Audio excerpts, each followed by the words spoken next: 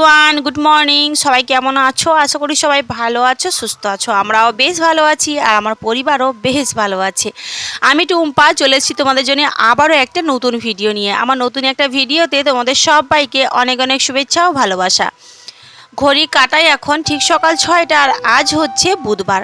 তোমাদের অনেক অনেক শুভেচ্ছা ও ভালোবাসা জানিয়ে আজকের ভিডিওটা এই যে একেবারে সকাল থেকেই শুরু করছি। সকালে ঘুম থেকে উঠে না ওই যে গতকালকের বেশ কয়েকটা ভেজা জামা কাপড় ছিল, মামের স্কুল ড্রেস, মোজা, এগুলো একটু বাইরে বের করে দিলাম। তারপরে দেখো এখন ঝাপটাকে গুটিয়ে নিচ্ছি। ওদিকে মামাম সোনা এখনও ঘুমাচ্ছে, জানো, ঘুম থেকে এখনও ওঠেনি। আর রাত করে আমাদের না ঘুমাতে অনেকটাই রাত হয়ে যায়, আর বাচ্চা মানুষ তো বোঝোই তো, স্কুল থেকে এসে ঘুমাতেই চায় না। তো সেই জন্যই রাতে একেবারে যখন ঘুমায় না তখন কিন্তু সকালে ওর ঘুম থেকে উঠতে একটুই লেট হয়ে যায়। তো দেখো এখন আমি চলে এসেছি কলপাড়ে, আর কলপাড়ে আগে থেকে বাসনগুলো রেখে দিয়ে গেছিলাম। আর এখন দেখো বাসনগুলোকে মেজে ধুয়ে পরিষ্কার করে নিচ্ছি। আর জানো আজকে না আমাদের এখানে বৃষ্টি হচ্ছে না, কিন্তু প্রচুর গুমোট, মানে গরমে একেবারে টেকাই যাচ্ছে না। তো যাই হোক, বাসনগুলো এখন মেজে ধুয়ে নিয়ে আমি সোজা যাবো রান্নাঘরে। জানো, একটু গরম জল করব, কারণ সকালবেলা গরম জল খেলে না আমার শরীরটা সত্যি বলছি অনেকটাই ভালো থাকে। কারণ কি, আমার তো গ্যাস, অ্যাসিডিটি এগুলোর প্রবলেম রয়েছে। তো সেই জন্য প্রত্যেক দিন সকালে আমি 1 গ্লাস করে উষ্ণ গরম জলের সাথে একটু লেবু মিশিয়ে খাই, তো ভীষণ ভালো লাগে জানো। তো দেখো এই যে আমি এখন উষ্ণ গরম জলটা বানিয়ে নিয়েছি, তার সাথে একটু লেবু দিয়ে নিচ্ছি। ওই যে আমি একবার ব্লগে শেয়ার করেছিলাম না যে আমার মামা বাড়ি থেকে লেবু পাঠিয়েছিল, আমার ছোটো ভাই আনতে গেছিলো, সেই লেবুগুলো যে মা আমায় দিয়েছিল সেই লেবুগুলো এখনও পর্যন্ত রয়েছে। ভাবো কত দিন ধরে লেবুগুলো রয়েছে, কিন্তু দুটো তিনটে আবার পচেও গেছে। আমি একা মানুষ তো, এত লেবু কী করে খাবো বলো। তো যাই হোক, লেবু জলটা খাওয়ার পরে আমি সকালে জল খাবার বসিয়েছিলাম। ওই যে আমি দিয়েছি একটু আলু সেদ্ধ দিয়েছিলাম, সাথে দিয়েছিলাম একটু ওল সেদ্ধ। তো আমি ওল মাখা দিয়ে ভাত খাচ্ছি আর মামাম খাচ্ছে আলু মাখা দিয়ে। তো জল খাবার খাওয়ার পরে, সকালে খাবারটা খাওয়ার পরে মামামকে রেডি করিয়ে ওকে স্কুলে দিয়ে এসেছি। মামামকে স্কুলে দিয়ে এসে এখন দেখো আমি এই যে সবজি কাটতে বসে গেছি, কারণ আমাকে তো রান্নার কাজটা গুছিয়ে নিতে হবে। তারপরে কিন্তু যাব মামামকে স্কুলে খাওয়াতে। তো ওই জন্যই দেখো ঝটপট করে এখন সবজিগুলো কেটে নিচ্ছি। ওদিকে তোমাদের দাদা ভাইও ভালো রয়েছে, সুস্থ রয়েছে, ডিউটিতে গেছে। তো সকালবেলা থেকে দুবারই ফোন করেছিল, কথা হয়েছে। আসলে কি বলতো, সংসারে আমরা মেয়েরা যতই কাজ করি না কেন, নিজের হাজব্যান্ডের ফোনটা যদি খবরটা যদি না পাওয়া যায়, বিশেষ করে যাদের প্রবাসী হাজব্যান্ড রয়েছে বা ওয়াইফ রয়েছে বা ছেলে মেয়ে যারাই প্রবাসে থাকুক না কেন, তাদের খবরটা যদি আমরা একবারও সকাল থেকে না পাই না, সত্যি মনটা একেবারে খারাপ হয়ে যায়, তাই না বন্ধুরা। তো সকালবেলা থেকে তোমাদের দাদাভাইয়ের সাথে 2 থেকে 3 বার কথা হয়েছে। তো যাই হোক, ওদিকার টেনশনটা একটু গেছে। এদিকে দেখো আমি সোজা চলে এসেছি রান্নাঘরে। আর আজকে রান্না হচ্ছে ওই যে গতকালকের যে পাঙ্গাস মাছ এনেছিলাম না, সেগুলো 3 পিস রয়েছে। তো সেগুলোকে আলু দিয়ে একটু ঝাল করব, আর সাথে রয়েছে তোমার পটল ভাজা। আর এদিকে দেখো দুধটাও আমি এখন জাল দিতে বসিয়ে দিলাম। আর মামাম জানো তো দুধ খেতে চায় না। আমি প্রত্যেকটা ভিডিওতে তোমাদের বলি মামাম দুধ খেতেই চায় না, কেন জানি না। ছোট্টবেলা থেকে ডিম আর দুধ ও একেবারেই খেতে চায় না।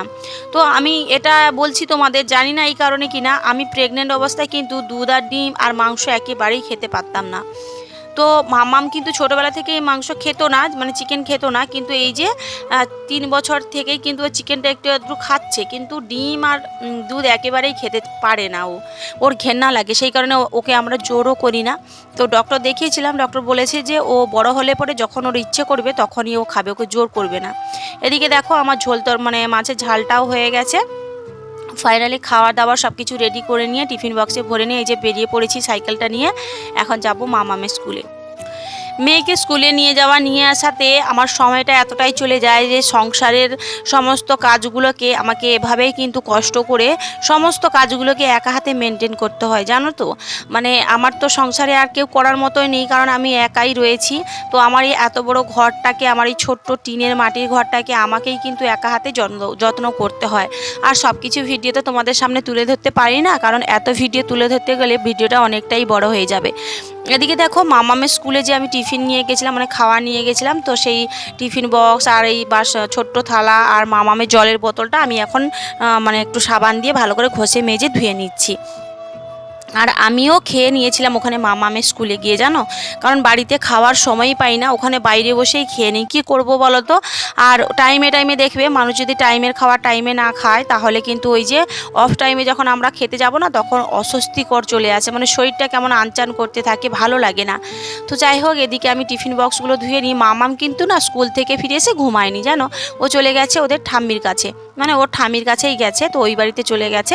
যাই হোক, এদিকে আমিও টুকটুক করে আমার হাতের কাজগুলো করে নিই। সত্যি কথা বলতে কি বলতো, আমার এই ছোট্ট সংসারটাকে না গোছাতে আমরা অনেক কষ্ট করেছি গো। এক কথায় বলতে গেলে না বুকের রক্ত জল করেই কিন্তু আমার এই সুখের সংসারটা গড়েছি, একটু একটু করে তিল তিল করে গড়ে তুলেছি আমি আর আমার স্বামী। একটা নতুন সংসার গোছাতে কতটা কষ্ট হয়, কতটা সময় লাগে তোমরা সবাই নিশ্চয়ই জানো।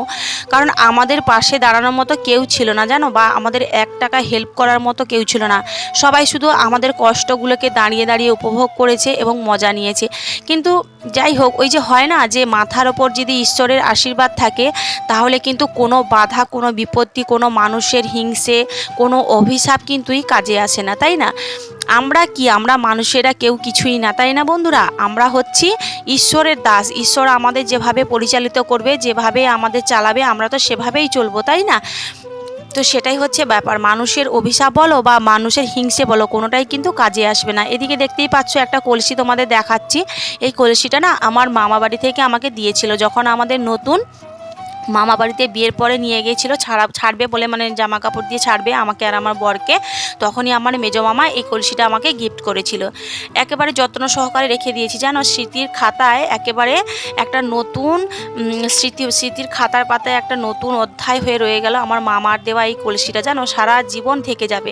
এদিকে দেখো আমি গাছগুলো তোমাদের দেখাচ্ছি। এই যে কয়েকদিন আগে নিয়ে এসে লাগিয়েছিলাম না, 2 মাস 3 মাস হয়ে গেল। তো আমার পেয়ারা গাছটাতেও পেয়ারা রয়েছে, আর সাথে দেখো ফুল গাছগুলোতেও ফুল এসছে। সত্যি কখনো ভাবিনি, জানো, যে নিজের সংসারে এত যত্ন করে আমি গাছ লাগাতে পারবো, সেই গাছে আবার ফুল হবে, ফল হবে। সত্যি ভাবলে কেমন অবাক লাগে, জানো। যখন একদিন আমার নিজের হাতে গাছপালা কখনো লাগাতে পারতাম না, ভীষণ কষ্ট হতো, জানো। আজকের দেখো আমার নিজের সংসারে এসে আমি কত কিছু লাগিয়েছি। একটা শিউলি ফুলের গাছ লাগিয়েছি, নয়নতারা লাগিয়েছি, ওখানে কচু শাক, ওখানে জুঁই ফুল, মানে সব কিছুই, পেয়ারা গাছ, মানে যখন যেখানে একটু জায়গা পেলে আমি একটু গাছ লাগানোর চেষ্টা করি, কারণ আমি গাছ লাগাতে না ভীষণ ভালোবাসি। আর এই যে দেখো পেয়ারাটা কিন্তু পেকে গেছে, এটা তুলে রেখে দিলাম, মামা মেলে পরে খাবে। আর এখন দেখো আমি একটা নারকেলও ছাড়িয়ে নিচ্ছি, ভাবছি আজকের একটু পিঠে খাবো। তো জানি না দোকান খোলা থাকবে কিনা, কারণ বাড়িতে ময়দাটা ফুরিয়ে গেছে আর সুজিও বাড়ন্ত কিছুই নেই। তো নারকেলটা আগের থেকে ছাড়িয়ে রাখি, যদি দোকান খোলা থাকে, আমাদের পাড়াতে একটা দোকান রয়েছে।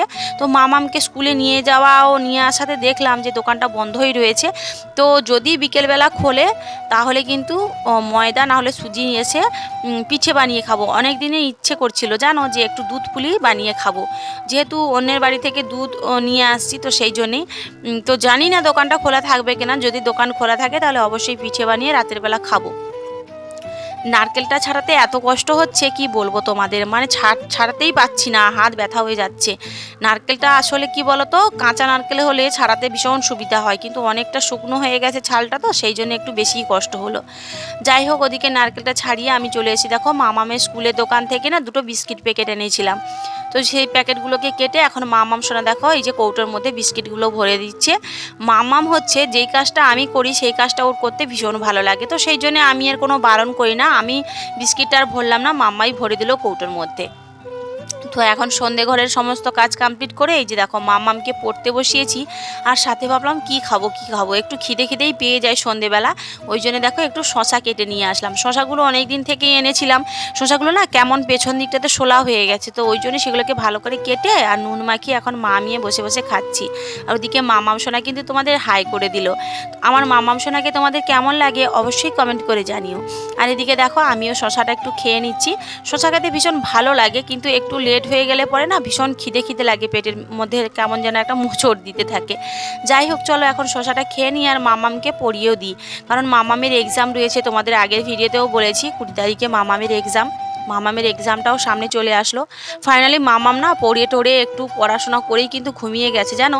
আসলে মামাম সারাদিন তো ঘুমায়নি, ওই যে তোমাদের বললাম ওর ঠাম্মির বাড়ি চলে গেছিলো।